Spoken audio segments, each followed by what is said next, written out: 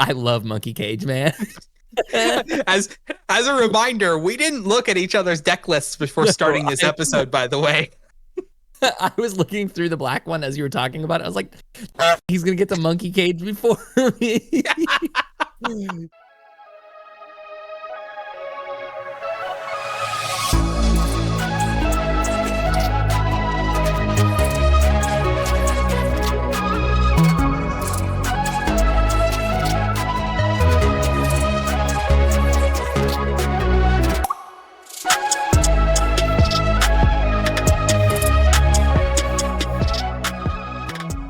Hello, good people of the Eternities. It is your two favorite brothers hosting some magic content here on the internet. It is I, Joseph Rubino, one of your hosts here on the MTG Thoughtcast, and we are talking today about some sweet decks that you can build with potential commanders from, you guessed it, Edge of Eternities. The edgelord himself, John Kendall, is also here with me, your other host. John, how you doing, buddy?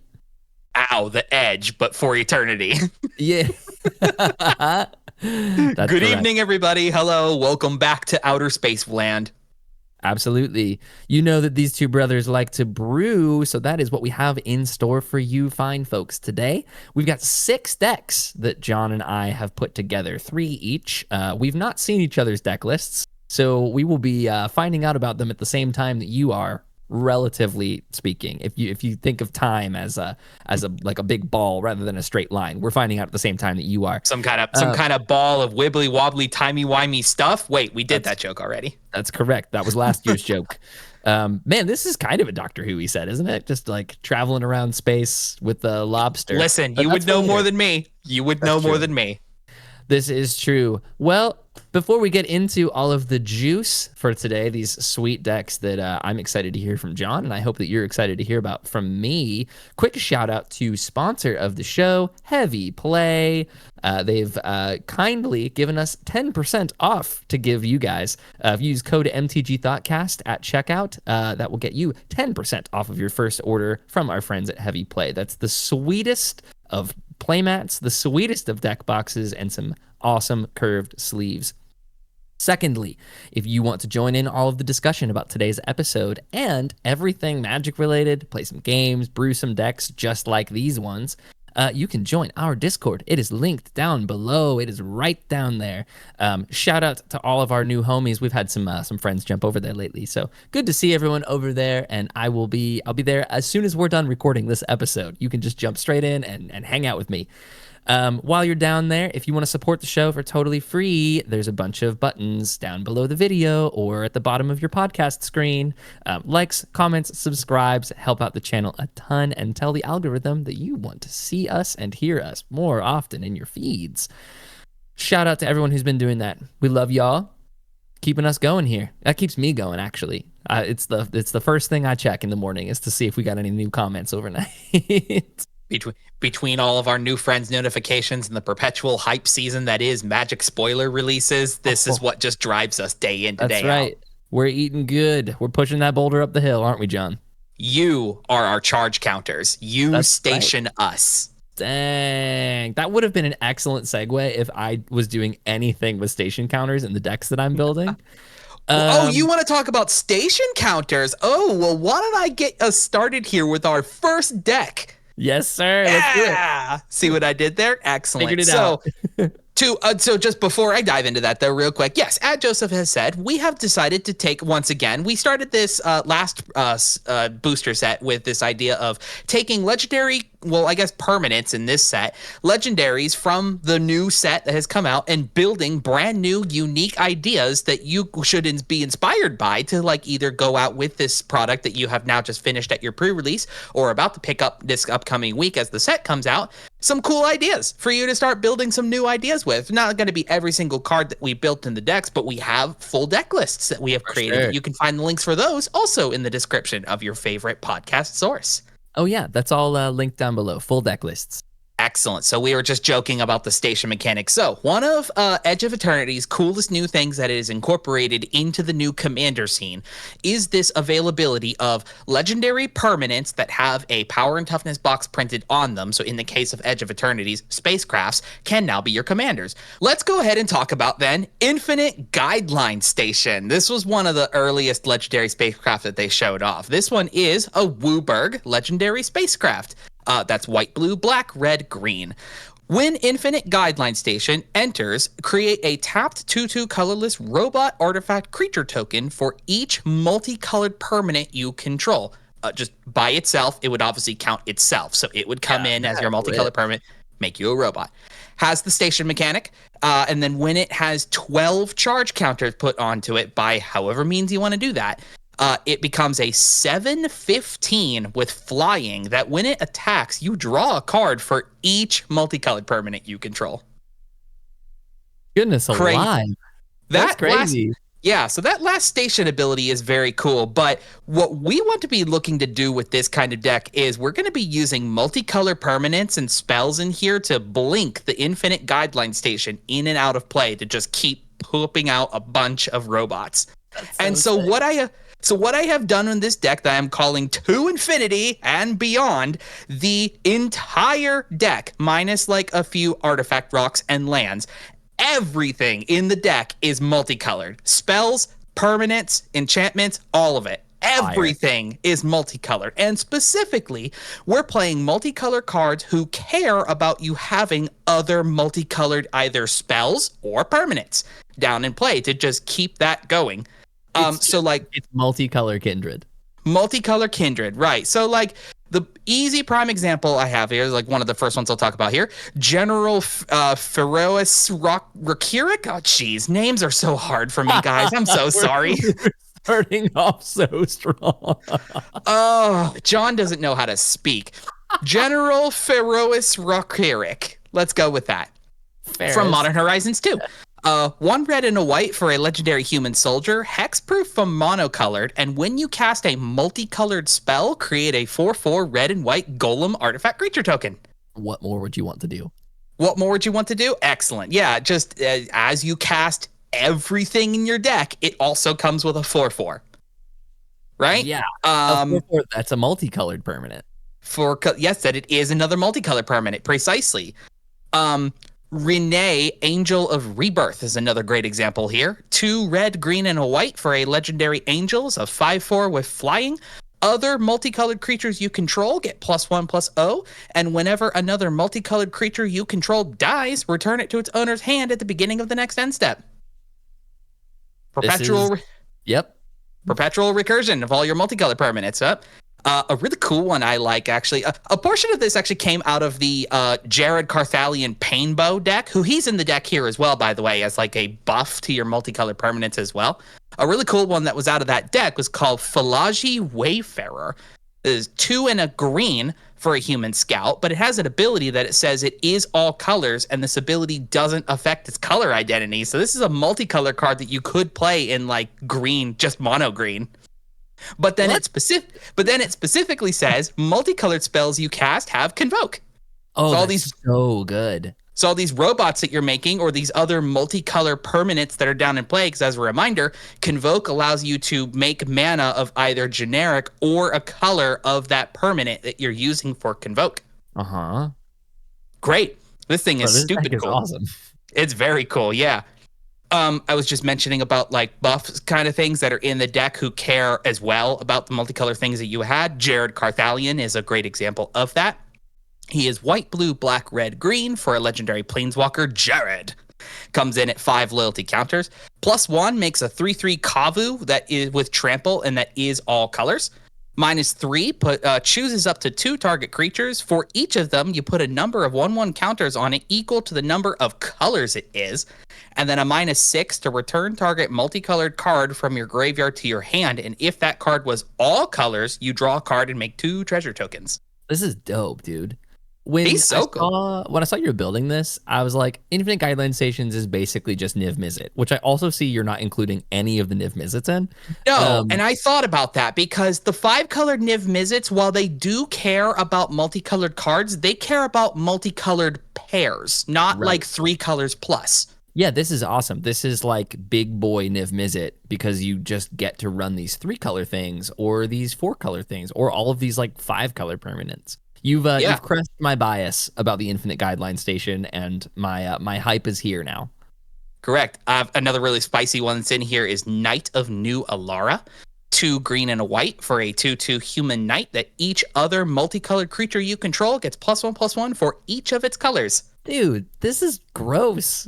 Right? So anything you've got down, I mean, the robots at Infinite Guideline Station start as colorless, but do we have something in the deck that not only helps us mana fix, but could potentially turn them into all colors? That is Leyline of the Guild Pack, baby. Easily one of the best cards in this deck outside of Infinite Guideline Station itself. Leyline of the Guild Pack is an absolute smorgasbord of miscolored mana pips in its casting cost, but it does that Leyline thing where if it's in your opening hand, you can begin the game with it down in play, and it makes each non-land permanent you control all colors and makes your lands you control each basic land type in addition to their other types. So not only does this help you fix for the 5-color stuff that you're doing here, but it will also turn any other permanents that these other spells and stuff will make them multicolored. So when we get to the blink cards here in just a minute, the robots that come in off of Guideline Station, Leyline will turn those multicolored so that when Guideline Station comes back in, it will now check and see all those previous robots it made. That's fire. Right? Which, now speaking of to blink, by the way, oh my goodness, this was the most exciting part being here. Finding multicolor cards that allow us to blink the Infinite Guideline Station to create more robots. I'm happy. Say my favorite card. Say it. Say it. What, my favorite card or your favorite card? Mine. I see it in there. We're going to get there. It's my deck. I got to start with Brago. This is right? True. What a perfect deck for Brago. 2 white and a blue, legendary creature, Spirit Noble. He's a 2/4 with flying, and when he deals combat damage to a player, exile any number of target non-land permanents you control, then return them to the battlefield under their owner's control. I forgot about that Noble errata. Yeah, my version here doesn't have that, but yeah, he gets in, blinks your Guideline Station in and out. So, obviously, here's the thing with the deck is Guideline Station, you absolutely can station up the station, I guess, and get in for that attack combat thing that it is able to do. That's totally fine, but just you keep in mind, if you blink Infinite Guideline Station out and in, it'll lose all those charge counters it had previously. So that's more the focus that we have with this deck here. Not necessarily turning Guideline Station on into a creature. You absolutely can, but blinking it in and out to get repeated robot value is incredible, Seems like you're kind of treating it more like crew than you are station, where if you want to get the card draw, you can totally put those charge counters on. You're not lacking for creatures. You're not lacking for tokens to crew. That's 6 of the robots just makes it able to crew or able to be a creature. And then you can always swing in, draw your cards, and then blink it, and then just continue to do that next turn. It almost hedges the bet where the downside of Infinite Guideline Stations or any of the spacecrafts really is the upside of vehicles where they're not creatures on other people's turns. So you're sort of hedging your bets around that, which is awesome. Right. And then, yes, you wanted me to talk about it. Nahiri's Resolve. It's here. Our multicolored Conjurer's Closet. Because again, other than mana rocks, I made sure that every permanent spell is multicolored. And so Nahiri's Resolve is our pick for in here. It gives creatures you control +1/+0 and haste. And at your end step, you can exile any number of non-token artifacts and or creatures you control and return those cards to the battlefield under their owner's control at the beginning of your next upkeep. Fire. It's very cool because what Guideline Station is able to do, the robots that make start out tapped, but if you leave them back as defense as you are blinking away Guideline Station and then having it coming back in, it's going to keep generating you more robots to leave on the back end of it. Plus, you can leave up all of these other multicolor threats or whatever that you're going to be playing, right? You could just leave back behind all these other big, ginormous creatures or just the small defensive ones. Like, like I had to throw a Baleful Strix in here because multicolored card draw spell. You know what I mean? So you just hide behind stuff like that while you're blinking the Guideline Station in and out repeatedly. And just like, man, this is so cool. I love this idea. The deck here is just we're going hard in on everything that's multicolored. Guideline Station will come in and it will essentially read for every permanent you have that isn't a land, create yourself a robot. I will tell you, though, what you didn't talk about is lands, which is something that I would like to talk a lot about in our next deck for the episode today. This is the first one that I'd like to present to you, John. This is Szarel Genesis Shepherd. It is the Jund alt commander from the Hearthhall precon. Szarel is 2 black, red, and a green for a legendary insect druid. It's a 2/5 with flying. And says you may play lands from your graveyard, and then whenever you sacrifice another non-token permanent during your turn, put a number of +1/+1 counters equal to Szarel's power on up to one other target creature. So, you know me, I love building unique angles for commanders. So the direction I've decided to take it, and the title of this deck is, in quotes, "It's still a land," because that line of text is on approximately 35 cards in this deck. So I was sitting and thinking about Szarel and how sick it would be to use man lands with him, or animating lands, because you can animate them and then sacrifice them to something, and then you can just play them from the graveyard again. So Szarel kind of creates this own loop in and of itself of not an infinite loop, because it takes time. You obviously can only play one land per turn, things like that.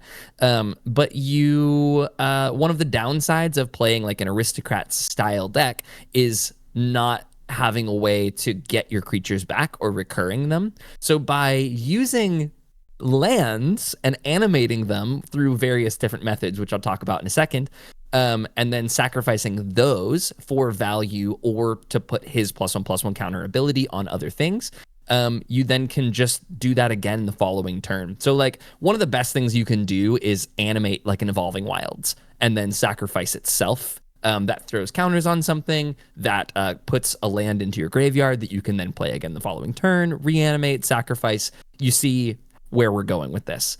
So a couple of really sick things in this deck. I know I said Evolving Wilds is one of the better options here. Dryad Arbor is actually the best land in the deck because it's just a creature in and of itself.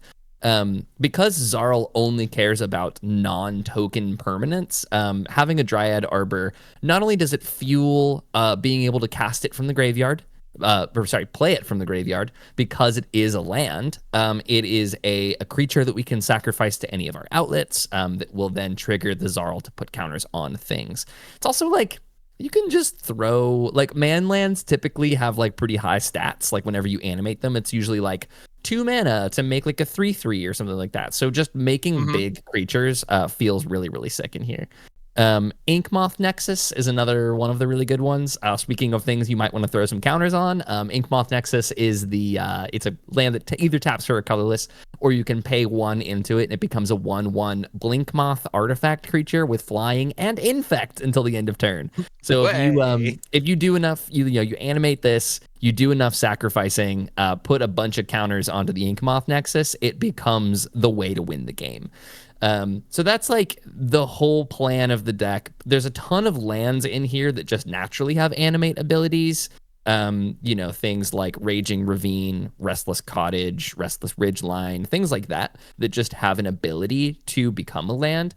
There's also plenty of other ways in here to make your lands into creatures, such as Awakening of Vidugazi is one of my favorites. There's a 5 mana instant that just puts 9 +1/+1 counters on a land you control. It becomes a legendary 0/0 elemental creature with haste named Vidugazi, and it's still a land. So this is just end step 5 mana, make your land into a 9/9. Crazy. There's also Llanowar Loam Speaker.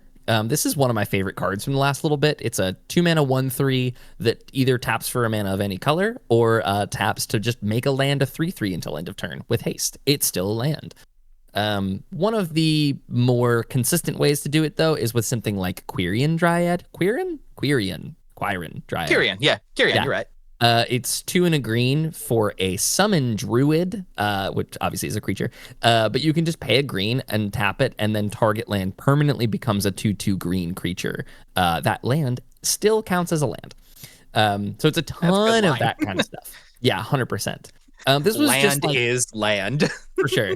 Dude, this deck is such a hodgepodge of like cards that I think are awesome that have had no home for the last little while. There's a handful of really great ways to spread those counters around and make them bigger. So you've got the new card, Ouroboros, from Edge of Eternities. This is a 4-mana plant worm. It's a 1/3 to start off with, but at the beginning of combat on your turn, you put X +1/+1 counters on each creature you control, where X is this creature's power. So if you do all of your sacrificing, you sacrifice your lands, you sacrifice some creatures or whatever, throw Szarel's counters onto the Ouroboros, that then distributes all of those counters across to every other creature you control. And you can kind of do a similar thing with Jenova, Ancient Calamity from the Final Fantasy set. This is at the beginning of combat on your turn. Put a number of +1/+1 counters equal to Genova's power on up to one other target creature. That creature becomes a mutant in addition to its other types. And then whenever a mutant you control dies during your turn, you draw cards equal to its power. So you can sacrifice a bunch of stuff. Szarel is going to put counters onto Jenova. Jenova can then put her counters onto a land you control that you've animated, and then you can sacrifice that land to draw a bunch of cards. So there's a bunch of these weird little chains of like throwing counters around your board that I'm completely obsessed with. While we're on the topic of drawing some cards, Baba Lysaga is awesome in this deck. Anybody who's played with or against a Baba Lysaga knows that man lands are a really important part of that strategy anyway. Like the Inkmoth Nexuses and the Blinkmoth Nexuses, all of those are very strong because they are land artifact creature. So Baba Lysaga allows you to just tap and sacrifice one of those to draw 3 cards, and then each opponent loses 3 life and you gain 3 life. So like I said, this is a hodgepodge of awesome cards that don't seem like they should work together, but once you get the engine spinning, it's just absolute calamity, like Jenova would say. There is a handful of really sick like ramp pieces in here too. I'm completely obsessed with Fires of Invention in this deck. This was standard staple, Fires of Invention. This was 3 and a red for an enchantment. You can cast spells only during your turn, and you can cast no more than 2 spells a turn. But the upside is that you can cast spells with converted mana cost less than or equal to the number of lands you control without paying their mana cost. So this functionally allows you to keep playing lands, turning them all into creatures, and never have to tap them for mana. So you can just take your little line of lands in front of you, push those all into the red zone, and still get to cast 2 spells a turn, equal or less than the number of lands you control. So I think that's one of the better pieces of ramp. I've specifically made sure that there's not too many instants in the deck, just to account for, we're kind of playing at sorcery speed anyway, just making our lands into creatures and swinging them and sacrificing them and doing all kinds of nutty stuff. I would say too, if you want to be swinging with these man lands, Raga Draga Gorgut's Boss is one of the better anthems in here because it's first line of text. It's a 4-mana 4/4. First line of text is each creature you control with a mana ability gets +2/+2. So that's all of your mana. Turns out lands have mana abilities. Go figure. Have mana abilities. This is a mana dork lord. And then also whenever a creature you control with a mana ability attacks, untap it. So you get vigilance for all of your man lands. And then whenever you cast a spell, if at least 7 mana was spent to cast it, untap target creature, it gets +7/+7 and gains trample until end of turn. So again, super good with like your Inkmoth Nexus, with your anything like that's massive, like the Vitugazi card, things that are already huge that you want to give trample to, that will just completely slam through with your lands. If you just ever wanted to like hit people with your lands, this is the deck for it. Szarel really is just a way to continue that loop if your lands would die, put more +1/+1 counters across the board, and just give some value for sacrificing them. Like, this deck would benefit a ton from having a full set of fetches and you know, the whole thing where you can continue to cast them from the graveyard. I'd like to go ahead and move on to my next deck we're going to talk about, and I wanted to make sure the spacecraft's idea really stuck home to me as just like, this is just a sweet new build around idea. And obviously I already talked about Guideline Station as a 5-color build in and of its own category, but I wanted to build a dedicated deck that was specific about playing the spacecraft creatures and utilize, or like not the creatures, the cards I should say. So like, not kindred per se. It's going to be artifact creatures at a whole, but I wanted to build a deck where its main source of the combat damage is going to be coming through and getting as fast on the charge counters as possible with the spacecrafts that have been both as part of the main set and from these commander deck ones. So just like what you did, I took one of the alt commanders from the other precons and I built a spacecraft deck I'm calling the Rocketman using Kilo Apogee Mind. Nice. It's taking me a lot to not sing it so that we don't get copyright flagged. DMCA, baby. Kilo Apogee Mind is blue, red, white for a legendary artifact creature robot artificer. It's a 3/3 with haste, and when it becomes tapped, proliferate. What we are looking to do with this deck is get obviously himself plus everything else that utilizes the core of this deck is basically most of the precon. The precon with Kilo who cared about putting charge counters on stuff. The precon itself only came with obviously the face commander spacecraft and then one other spacecraft in the 99 of that list. So what I have done is basically take the core of what that charge counters deck was looking to do, but the permanents you want to put those charge counters onto are the other spacecrafts from the main set, right? That's it. And that's what we can be using, like the tap proliferate. Now, I did check on this, by the way, just to make sure. If a spacecraft has come in and it has no charge counters on it yet, Kilo's proliferate will not be able to hit that spacecraft before the first counter goes into effect. So you want to make sure, like, you can obviously proliferate the charge counters after they have the counters placed on it, but if Kilo itself is the thing that's stationing into a brand new spacecraft, the counter goes on, proliferate, like, and then add the charge counters. Bummer.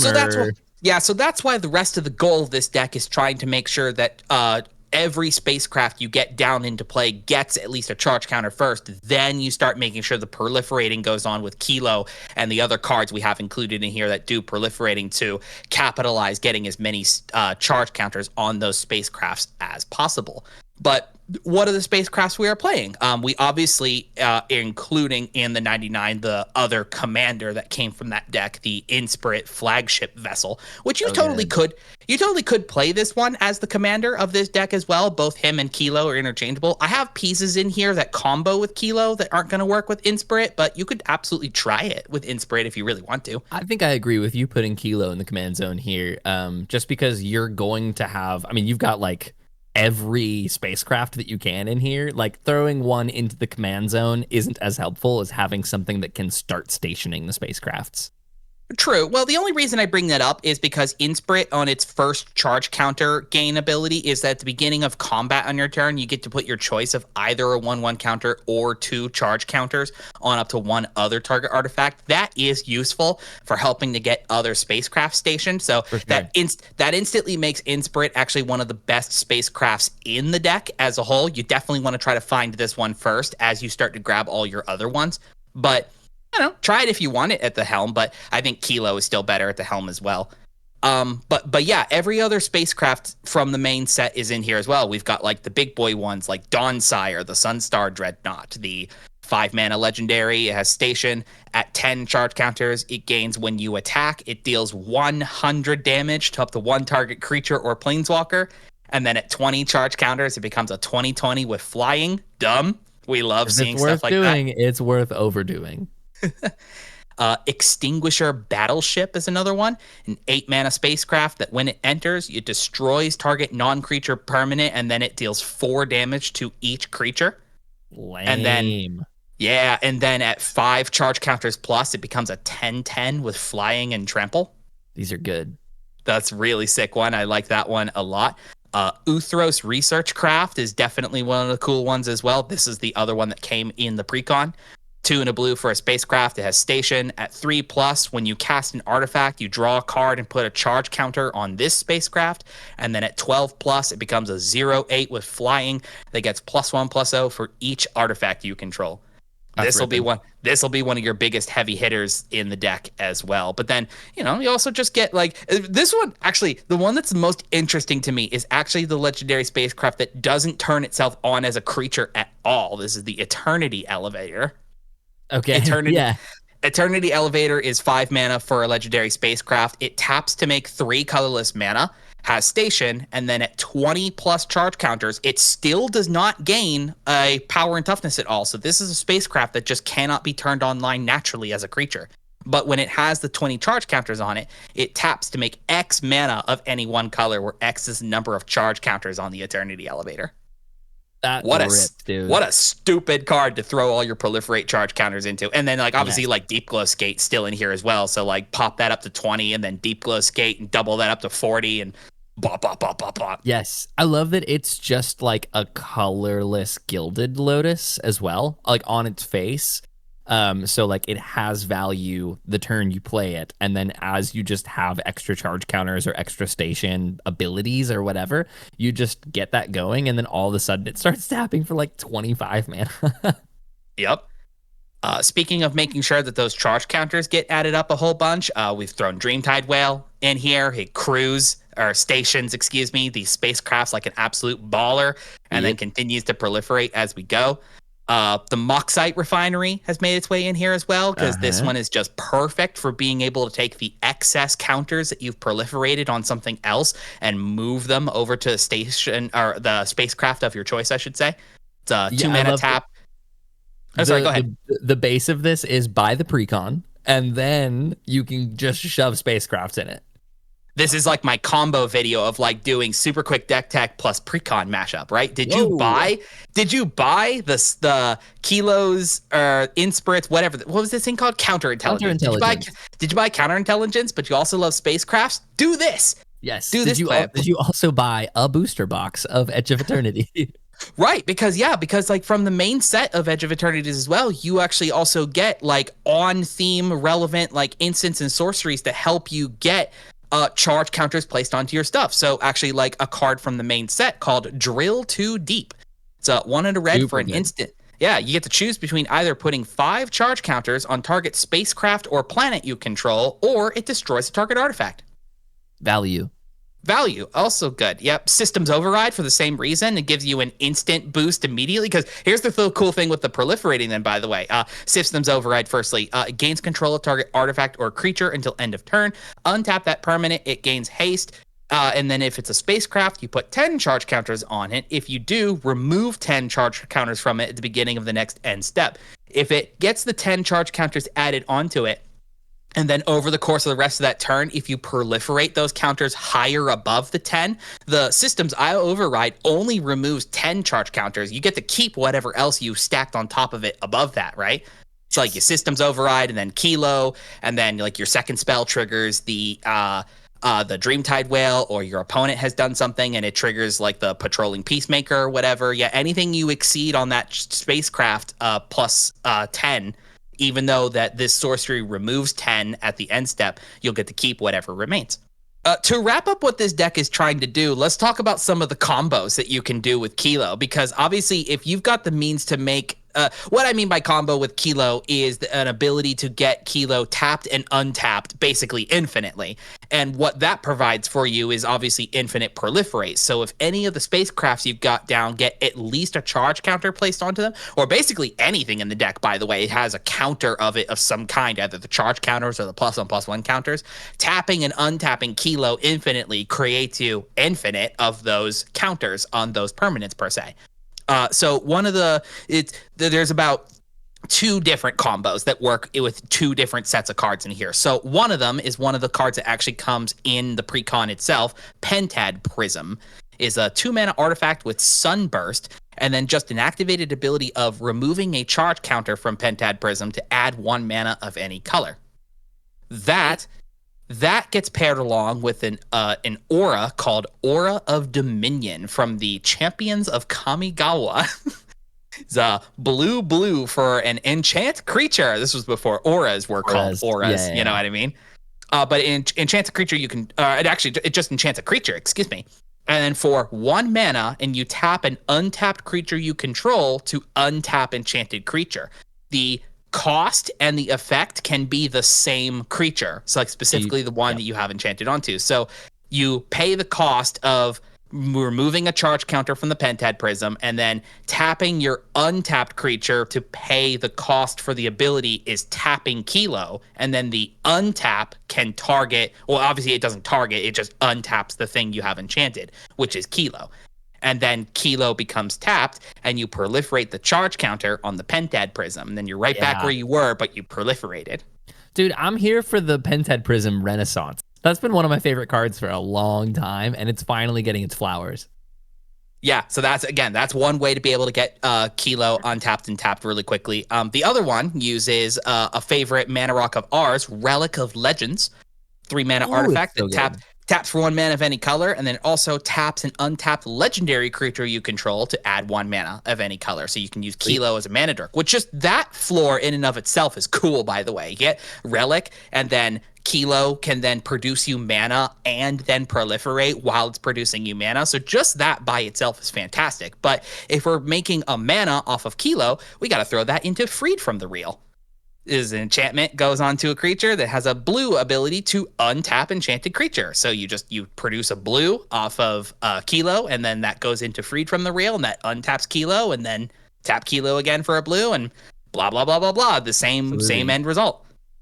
You could be running Paradise Mantle in here as well. You can also do that as well. Yeah, you could slap all kinds of different combos in here. Obviously, all you would really need in this deck is just like a source to give everybody a poison counter, and that's a way to win the game as well. But I didn't want to include that in here. This is more for the, hey, we're going to make a bunch of infinite charge counters onto our spacecrafts. That's what we're looking to do. We're looking to swing in with our big flying spaceships. Yeah, that's awesome. Well, speaking of station, let's talk about a crustacean. This is Ragost, Deft, Gastronaut.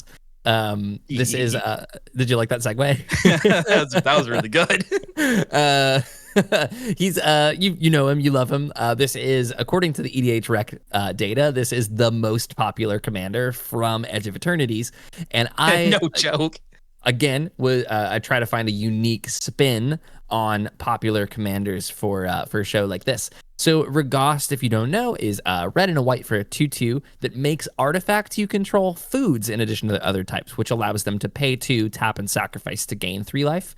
He can also has an ability of 1 tap, sacrifice a food. He deals 3 damage to each opponent. And then at the beginning of each end step, if you gained life this turn, untap Ragost. So lots of really cool stuff. What I wanted to do with him, and what I immediately caught on to, is the fact that he has an activated ability, which means there is potential to run Zirda the Dawnwaker as a companion. You know me, I'm a companion apologist. I'm always going to be trying to throw companions into things because I love deck building restrictions. So Zirda the Dawnwaker, you can run in the sideboard, so it is the 101st card in the deck. We learned. It's a 3-mana 3/3 elemental fox. Its companion requirement is that each permanent card in your starting deck has an activated ability. So the way that companions work is you can pay 3 mana at a sorcery speed to put it from your sideboard into your hand, and then you can obviously further cast it from there. Zirda is awesome though because it says activated abilities you activate that aren't mana abilities cost 2 less to activate, that can't reduce it below 1, and then Zirda themselves can pay 1 and tap and give target creature can't block this turn. So the cool thing with Zirda in this deck is since Ragost turns all of your artifacts into food that have an activated ability of 2 tap and sacrifice to gain 3 life, Zerda reduces that down to 1. So now you can just pay 1 and sacrifice any of your artifacts, which there's obviously plenty of benefit to do in Ragost. This is a very eggs style deck, which just plays a ton of really cheap artifacts that want to die. So having Ragost and Zerda in the command zone just gives us a really cheap way to churn through some of these cheap artifacts in our deck. The first thing we need to talk about, though, since we're playing Zerda and have immediate access to it, is we have to be playing Basalt Monolith in this deck. This is the combo. This is 3 mana for an artifact that taps to add 3 mana, 3 colorless mana. And then it has an activated ability of 3 generic, untap Basalt Monolith. So if you can reduce that cost down to 1, which Zerda does, it nets you 2 colorless mana every time that you tap and untap it. So this is the combo. There's also Moonsilver Key in the deck, which just helps us find that. Moonsilver Key is a 2 mana artifact that has 1, tap it and sacrifice it to search your library for an artifact card with a mana ability or a basic land card, reveal it, put it into your hand, then shuffle. So that's a really easy way to go and find the Basalt Monolith, or it can find like Krark Clan Ironworks, which is obviously a slammer in any deck that wants to be sacrificing artifacts. This is sort of the crux of the deck, is make infinite mana, start playing and sacrificing things that like enter and draw cards or leave and draw cards. Like Chromatic Star is like the prime kind of target here, which is just a 1 mana artifact that can sacrifice itself, but you obviously want to sacrifice it to gain life so that you can then keep using your Ragost ability. And when it's put into a graveyard from the battlefield, draw a card. Part of the mana restriction, part of the deck building restriction from Zerda means that we don't get to run things like Ichor Wellspring, which is fun, because I think what I was looking through with a lot of the Ragost decks is they kind of build themselves. Like, it's just play all of the Ichor Wellspring variants that you can, start sacrificing them either to gain life or to, to deal 3 damage, and continue to do that as you churn through your deck of throwing garbage at your opponents. So I really liked that this is a unique take that kind of puts a challenge into it.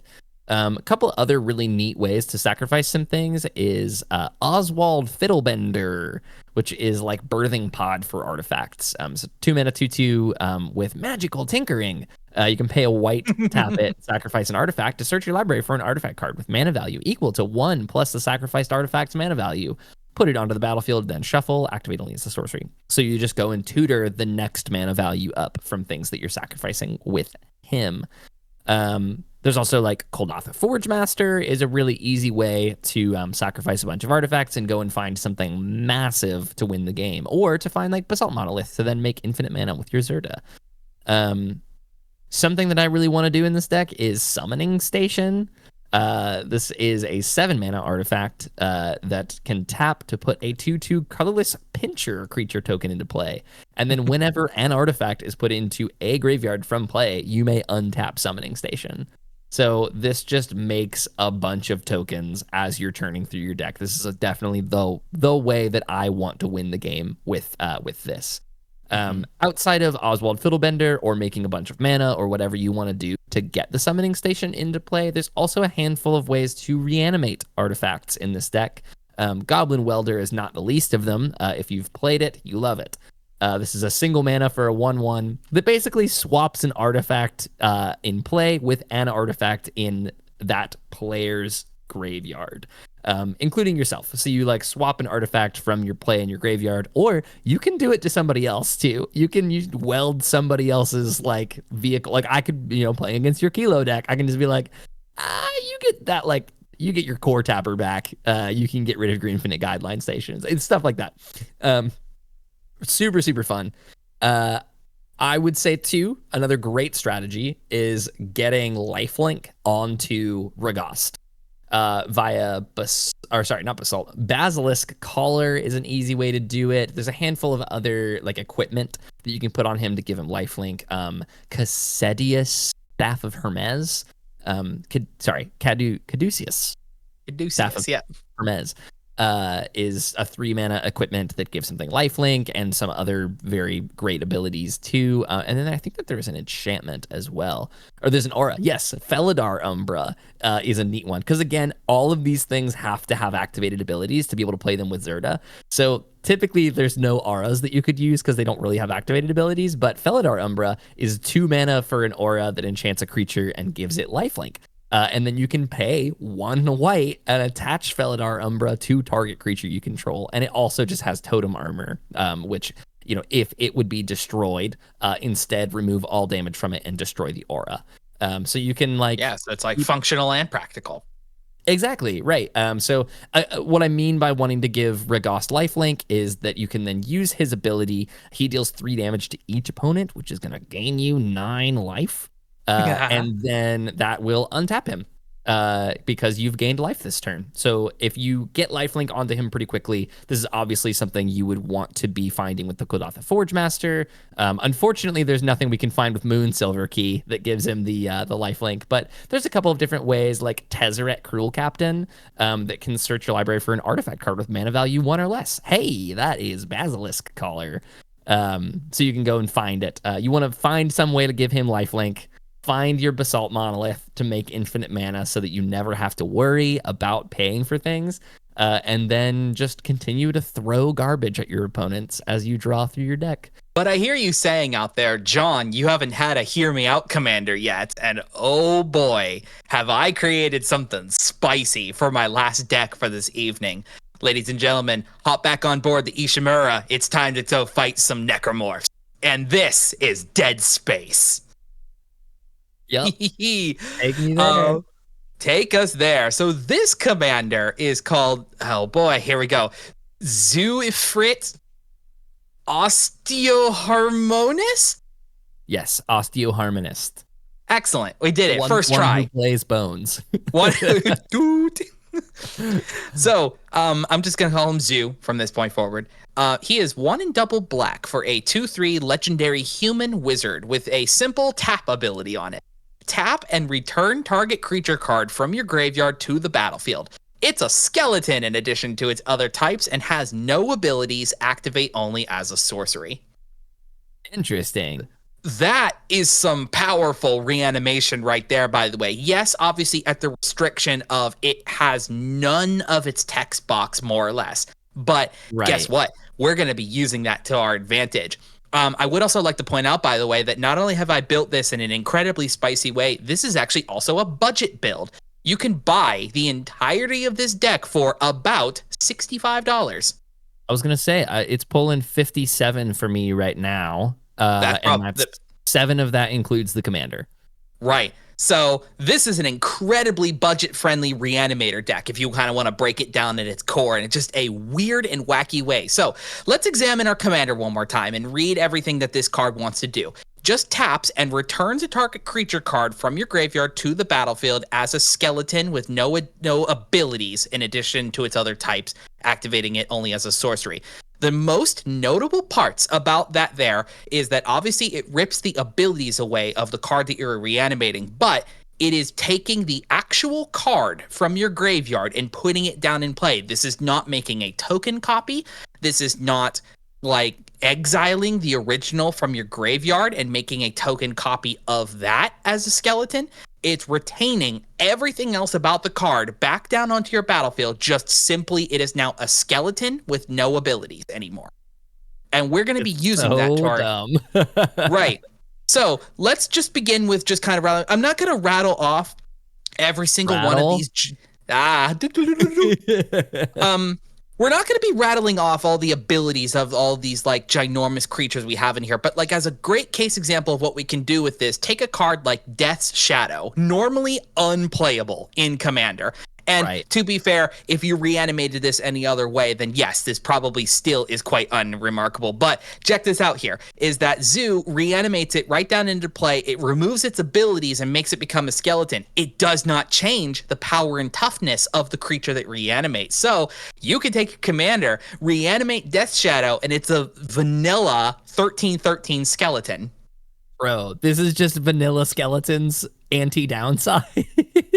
Anti-downside. Now, to my credit, I tried to not do as many of the heavy downside black creatures because we do have traditional reanimation that's in here as well. So we want to make sure we actually have some actual good creatures to reanimate. Whoa. You're skipping past the coolest thing about Death Shadow in this deck, which is that you can just play it and let it die to itself and then reanimate it immediately. Correct. Yeah, that is he's the coolest card in the deck. Absolutely. Yeah, Death Shadow is as well. But like we've got actual like decent big creatures to reanimate just as vanilla. Something like Desolation Twin. It's just a 10 mana 10/10 that when you cast it, it makes a 10/10 colorless Eldrazi creature token. So just reanimate this, it's a 10/10 skeleton. You know, or you got the other big creatures in here like Ancient Stone Idols, 10 mana 12/12 with flash. So you just reanimate that, it's a 12/12. One of my favorites, Clackbridge Troll, just an 8/8. Ooh. And things like Colossus of Akros is a 10/10. Desecration Elementals, an 8/8. Egon, God of Death, is a 6/6. So like the idea. That's great too. Yeah, the idea, but like the backside of the card. Yeah. The Throne of Death actually helps get some of these cards into the graveyard because it does milling at your upkeep. But yeah, this is the idea. The idea is we've got colorless and black, really big power and toughness creatures. Some of them with downsides, some of them not. And the idea is that Xu is just for the tap ability, just gonna recur those cards right back into play as skeleton. So excellent. It's amazing. And now we can actually pair this off a little bit with some of the actual cards who care about you having skeletons. A little bit of skeleton kindred. There's not a lot, but we do have some of them. Very unsupported creature type. A little unsupported, yeah. One of the coolest ones is Death Baron. 1 in double black for a 2/2 zombie wizard that gives skeletons you control and other zombies you control +1/+1 and Death Touch. No one's ever played this for the zombie line of text.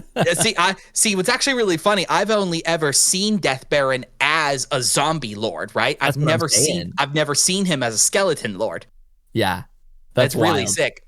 What is notable to keep a track, though, as far as like the layering thing is concerned, is that any reanimated skeleton creatures off of the commander, if they come in after Death Baron's ability to give it +1/+1 still resides, but the Death Touch does go away at that point. So you will have to keep track. The ability post Death Baron.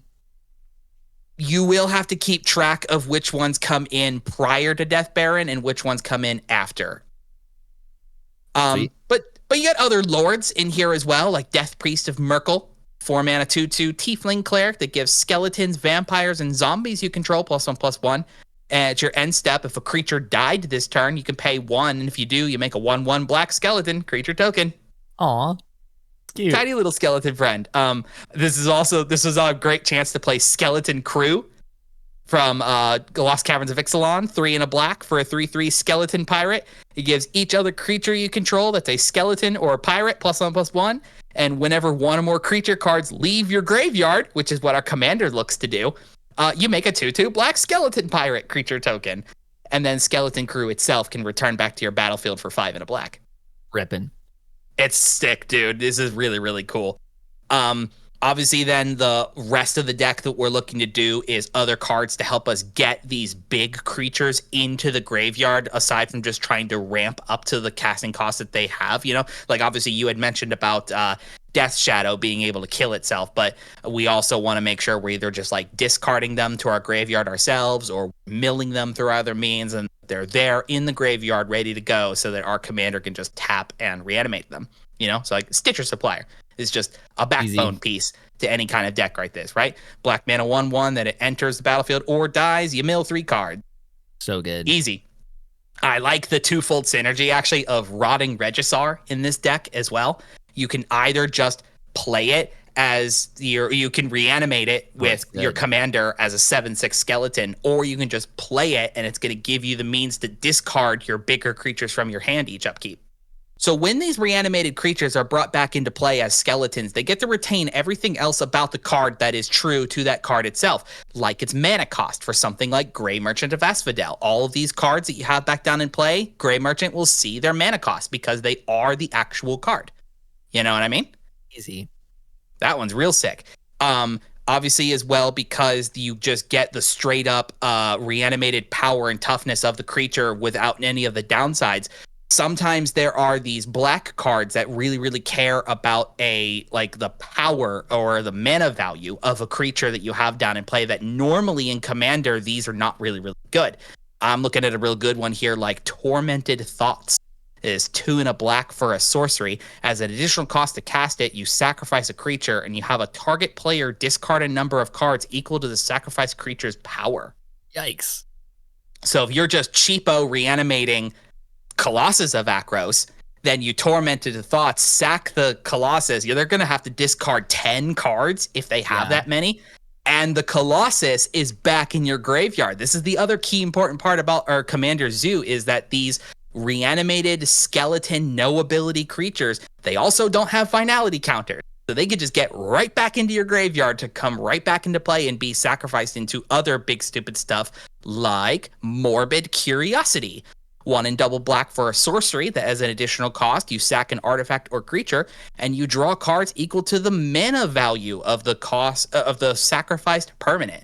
Again, a card like this normally is not incredible in Commander, right? But because you are easy access reanimating 10 drops, 12 drops, you know what I mean? This is going to turn into quick, get it down into play, swing with it, sacrifice it, draw 10, and then it's back in your graveyard to reanimate immediately right over it.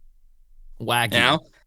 Essence Harvest for the same reason, 2 and a black for a sorcery. Target player loses X life and you gain X life, where X is the greatest power among creatures you control.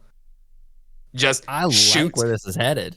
Shoot somebody turn 3, turn 4 for like 10, 12 on top of the 12 power skeleton that's being swung at them. Stupid. Yeah. Ready for the spice? Yes. That's in here? Have you ever heard of a card called Monkey Cage? I have, actually. Yeah? I'll talk about it later. But tell me about Monkey Cage. Monkey Cage is a 5-mana artifact that when a creature enters the battlefield, you sacrifice Monkey Cage and create X/2/2 green monkey creature tokens, where X is the creature's mana value. Yes, dude. So you go a turn with your commander down in play Monkey Cage, and then you be the first one to get a creature down into play, which normally a card like this is not great because you've already invested 5 mana into it. How much more mana are you possibly going to have to create a bunch of monkeys? Oh, no. Your commander will just tap and reanimate Colossus of Akros, and this will now explode into 10 2/2s. Stupid. Yeah, amazing. This is Edge of Eternities is the set of Monkey Cage for sure. But then aside from what our commander's looking to do, I have included some traditional forms of like Reanimator because again, I wanted to make sure to not include just a pile of just unplayable black creatures. There are some decent ones in here to reanimate. And because I had mentioned we built this on a budget, we obviously are not playing traditional Reanimator like Reanimate or the other ones that aren't Reanimate that are a bit more expensive for Reanimator builds. But you get some really cool cheap ones like Persist is one of my favorites. 1 and a black for a sorcery that returns target non-legendary creature from your graveyard to the battlefield with a -1/-1 counter on it. Not many of those in this deck. No, well, basically no legends. Not many legendary creatures. Yeah, not many legendaries in here. So this one is an amazing because your creatures are all gigantic. Way 1 extra point of power usually is not going to make or break what that card can do. Victimize is also a fantastic piece for in here as well because we had mentioned about the reanimated skeleton creatures are just the actual cards themselves. So victimizing one of them back into your graveyard puts it right back in there for our commander to recur again. So and then good. Victimize. And then the actual Victimize itself brings you back 2 real creatures that you then can pair alongside with the skeleton Reanimator. You know what I mean? Yeah, dude. You get like your Gray Merchant back. You get your Desolation Twin back. This rips. Yeah, real sick ones, though, as well as taking advantage of some of those, like, black savior creature that they come back down into play. The cards like Not Dead After All or Undying Evil, because, again, the reanimated skeleton creatures are the actual cards. If they die during, like, combat or you sacrifice them into something else like Victimize that we had just talked about, they can come back to the battlefield as the real card with all its abilities. Yeah, and that's what we're looking to do. This is the deck. You're trying to throw the biggest, dumbest, idiot creatures into the graveyard. Take your scientist friend here, or wizard, whatever he is. I was trying to make. How is he not a bard? He's playing the bones. This is like twice in a row now, because like I said, we did this for Final Fantasy. You had a sick mono black deck. And a 5-color deck. Go figure. 100%. Yeah. I love it, man. I have a niche. What can I say? Yeah, well, speaking of niches and things that we did in the last Final Fantasy, in the Final Fantasy episode, here's my mono red deck for this one. I want to talk for a second about Tannuk, Steadfast Second. This is a 4-mana, 3/5 Kavu pilot. Other creatures you control have haste, and artifact cards and red cards in your hand have warp 2 and a red. So, the way that warp works, and giving a card warp, is you may cast a card from your hand for its warp cost. Exile that permanent at the beginning of the next end step. Then you may cast it from exile again on a later turn. So it kind of like, especially with Tannuk, where it gives other things haste, this feels very sneak attacky, where you can kind of sneak attack something in. It has haste, so you can attack with it, and then it exiles itself, and then it's sort of like it's on an adventure where you can then cast it again later for its full mana value. So warp is only from hand, it gets exiled, and then you can cast it for as long as it remains exiled. So it doesn't permanently go away, which is awesome. A couple things that I really love about this is that it's not sneak attack. It is a cast trigger. So it's one of the only ways outside of like, well, there's a what's the red god from Theros? Perforos? There's a Perforos that has a similar ability, except it is sneak attack, where it sacrifices at the end of turn, and it's just an ability that puts it into play. And then Ilharg the Raiseboar, similarly, is an ability that puts a card from your hand into play. What I really want to play around with here with Tannuk is that it is a cast. You are casting this thing for its warp cost. So it's like you're evoking it into play rather than it actually being sneak attacked in. So what this allows us to do is play around with things like Cascade. It also hits on artifacts that aren't creatures. So first thing I really want to talk about is Ingenuity Engine. This to me feels like the perfect card for this deck because it's a 7-mana artifact that has Cascade. And 1 tap, sacrifice an artifact, return target artifact you control to its owner's hand, including itself. So for 3 mana, you can warp this into play and you Cascade 7. So there's a ton of Cascade in here. There's also like Trumpeting Carnosaur is very similar, where you can pay 3, warp it into play, and it's got Discover 5 attached to it. So these like cheating in these abilities to like warp super high mana value things in. And then not only do you just get those super cheap, they have haste, you get to do some quick attacks with them. You then get to cast them again later. As you've made more mana. So this is, at its core, it's a big red deck. Just make a ton of mana and then play big things. But Tannuk is just gasoline on the fire of that. If you can get him down early and he doesn't die, like he's the removal check in the deck for sure. You then just get to warp these things in super, super quick. So really big fan of what Tannuk's trying to do here. And I do think that it should not just be written off as another sneak attack commander. Some things you might want to sneak attack in. Let's just start with the artifacts because that's cool. That he gets just non-creature artifacts. We talked about it in the last deck list. This is a great Monkey Cage deck. Welcome back, Monkey Cage.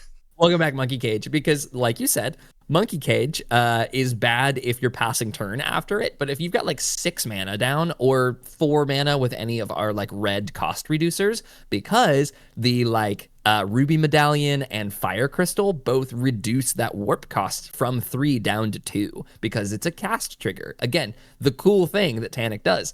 If you've got either 6 mana or 4 mana if with a cost reducer and you play the Monkey Cage, you can then, or if you warp the Monkey Cage into play for 3, you can then warp another like trumpeting, you can warp the Trumpeting Carnosaur into play. It sacrifices itself, the Monkey Cage does, to make 14 power. It's 7/2/2 monkeys. And then you get the stuff. So it kind of gets around that like exile on the end step by just sacrificing itself. I love Monkey Cage, man. As a reminder, we didn't look at each other's deck lists before starting this episode, by the way. I was looking through the black one as you were talking about it. I was like, he's gonna get the Monkey Cage before me. So good. Yeah, big fan of what Monkey Cage is doing in this deck. Anything that's gonna get us some extra value and keep some creatures down in play. I think the Monkey Cage in Zoo has a bit more value. Because you can go much taller with how big the monkeys are. Here, it's really just giving us a quick thing to warp in first so that we have creatures to block while we're building up more mana for our, like, recasting those cards from exile. So Monkey Cage is awesome, obviously. You can warp in a Conjurer's Closet to save one of your things that you've warped in. So, like, just emergency warp a Conjurer's Closet in to start, but you obviously want to play this because then whatever you warp, you can just blink on your end step, and it because you can stack those, right? The 100%. exile from warp over. Yes, warp is worded at the beginning of the next end step. You exile it and then can cast it from exile later on. Conjurer's Closet is also at the beginning of your end step. So you can stack those however you want. You can blink it, and then you get to permanently keep this thing around. But like I said, you also just have this like corner case where you're like, okay, I'm warping in my Trumpeting Carnosaur. I want to save it this turn and get another Discover 5 because it's on an ETB ability. I'm going to warp in my Conjurer's Closet as well on the end step, blink the Trumpeting Carnosaur, Conjurer's Closet goes to exile, and then even sooner, like on turn 5, you can just recast the Conjurer's Closet. So it just, nothing is ever lost in this deck. It's just put on hold. It's put in the warp zone. So really, really neat interactions with things that blink. The other way that you can mass blink in this deck is with World Gorger Dragon. So if you're like, warp in the World Gorger Dragon, it exiles all of your permanents to it, and then as it leaves, it brings everything back for fresh ETBs and permanently keeping in things that you've warped. So there's no combo with World Gorger Dragon in this deck. It's just here for a mass blink. Some other neat ways to save your creatures is by sacrificing them to something like Ragost, Erupting Nullkite, which has, it's a 9 mana 6/6, so I guess you could warp it, which is neat because it's when you cast the spell, you can exile your hand. If you do draw 3 cards, it's flying. And then each creature spell you cast has Emerge. The Emerge cost is equal to its mana cost. So Emerge, which this has Emerge of 6 red and red, is you may cast this spell by sacrificing a creature and paying the Emerge cost reduced by that creature's mana value. So if you warp in something massive, you can then like cast Ragost for 2 and sacrifice the thing that you warped that was going to go away on the end step anyway. There's a handful of things that you would want to do that with, but then following turns, you then can just go like warp something in and then emerge this creature from it to just keep your big threats in play really early. Ragost is awesome. It's also, if you've never seen a Ragost deck, rippin'. I love Ragost. Oh man, there's some really sweet ways to draw a ton of cards in this deck too. Clive, Ifrit's Dominant, is going to be the best one. Either warping him in or paying his full mana cost or doing it twice. Because again, like the value of Tannuk is that you get all of these ETBs twice naturally by warping them and then playing them again later. So Clive is a 6 mana 5/5 that when he enters, you may discard your hand and draw cards equal to your devotion to red. So as you're like playing all these massive creatures that have a ton of pips in them, you can play this and refill your hand. Obviously, it's a red deck. I'm throwing Wheel of Misfortune in there too. It's very similar, but Clive is cool because you can warp it for the cost of a Wheel of Misfortune. Loving Clive. Another neat way to draw a bunch of cards is Coveted Jewel. So Coveted Jewel is a 6 mana artifact that when it enters draws 3 cards, and it can tap to add 3 mana of any one color, which you could do for red and then warp another thing down quickly. It's basically free. It's literally a free warp that draws you 3 cards. And then whenever one or more creatures opponent controls attacks you and aren't blocked, that player draws 3 cards and gains control of this artifact. But aha, you won't have it in play anymore because it warped and left on your end step. So you've gotten draw 3 cards and a free warp out of it, and then you just leave that thing in exile until you've got the board state where you can cast it again, draw another 3 cards off of it, and then keep it protected on your board. So that is such a cool play in here. Like, I really tried to find some things. There's not many of them that like make mana, because then warping them and like using their mana just kind of chains extra warps together. Alana Kessig Trapper is a similar one. It's 5 mana for a 4/3 with first strike, and it can tap to add an amount of red equal to the greatest power among creatures you control that entered the battlefield this turn. So warping her down nets you 1 mana on her own because she's a 4 power thing. And like, let's say you've, again, I keep going back to Trumpeting Carnosaur because it's just kind of the crux of what the deck is trying to do. It's got 7 power. So if you warped that down, you could warp in Alana, tap it, make 7 mana, and then just warp 2 more things from your hand. That will continue to go. And if the last one of those is like World Gorger Dragon, then all of a sudden you save everything that you've just put down. So That's stupid. Dude, it's so dumb. But yeah, man, that's kind of the whole deck, is just like things that have Cascade or some other Cascade abilities, making a bunch of big red mana. Like Runaway Steamkin is awesome in this deck because as you're casting your red spells, he gets counters, and then on the 3rd counter you can sacrifice all 3 of them to make 3 red mana, which is the magic number for this deck. Making 3 red mana, being able to warp something in super quick, is just everything you want to do. This is I'm obsessed. I'm curious, what do you think about this deck, John? This looks so stupid. It's like so stupid. It takes that concept of what you can do with sneak attack and puts it in such a way that you're getting just more value than you ever could. Like, it's not to diminish the power of a card like sneak attack, but being able to get your cast triggers, cast your artifacts, be able to cast all these things later. This is just, you get long-term value out of kind of deck. Sure. And it just looks sweet. It looks so cool. And I think with that brings us to the tail end of our deck building episode. And as a whole, I hope you all have enjoyed the sort of deep dive into Edge of Eternities. I hope these decks that we have crafted have given you a little bit of like inspiration or some fun ideas of what you could take out of this set and build something cool and spicy with it on your own. For sure. Let us know in the comments below your favorite legend from this set, anything you're building from Edge of Eternities. Would love to know what you guys are thinking about and what you're brewing. What kind of thoughts are you casting, huh? Whoa. Putting the camera around to the audience here. Yeah, like John said, thanks so much for watching. If you want to jump into extra discussion about today's episode or any decks that you're brewing, we have a brewery tab on our Discord, which is linked down below.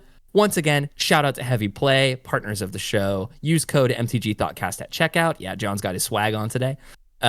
Use code MTG Thoughtcast at checkout for 10% off order, or go to heavyplay.com/MTG Thoughtcast. And I think that brings us right nicely to the end. Oh, wait, you can find us on Blue Sky. That's our social media of choice. It's linked somewhere over here. It's at MTG Thoughtcast, or you can find me at Joseph Thoughtcast or John at John Thoughtcast, all on Blue Sky. And that, I think, brings us to the actual end of today's episode. Thank you so much for sticking around and watching. I hope you enjoyed hearing about all 6 of these decks, and we will see you next week. Cards you missed from Edge of Eternities. We'll see ya.